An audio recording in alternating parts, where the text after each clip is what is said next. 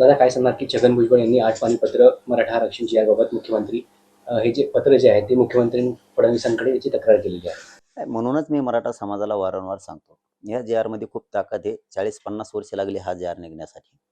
आणि हे जर एवढं सोपं असतं आरक्षण आणि जे आर, तर मराठा समाजाचं मागच कल्याण झालं असतं. हे सोपं नव्हतं.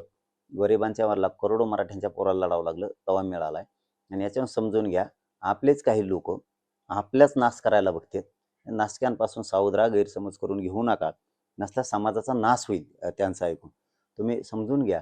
ज्या अर्थी हे कोर्टात जायला तयार झाले आहेत, जे आर बाबत मुख्यमंत्र्याला पत्र लिहायला लागले, तर याचा अर्थ ही जे आर मराठ्यांसाठी खूप महत्त्वाचा आहे, खूप चांगला आहे. मराठ्यांच्या पोरांचं आयुष्य, पूर्ण त्यांचं भविष्य याच्यात अवलंबून आहे आणि ते त्यांचं कल्याण होणार आहे. म्हणून यांनी कितीही देऊ द्या, आणि मुख्यमंत्री 8 पानाचं देऊ द्या मुख्यमंत्र्याला, नाही तर 800 पानाचं देऊ द्या, त्याला कोलून लावणार आहेत. कारण तो का सरकारचा बाप नाही, त्याचंच ऐकायला.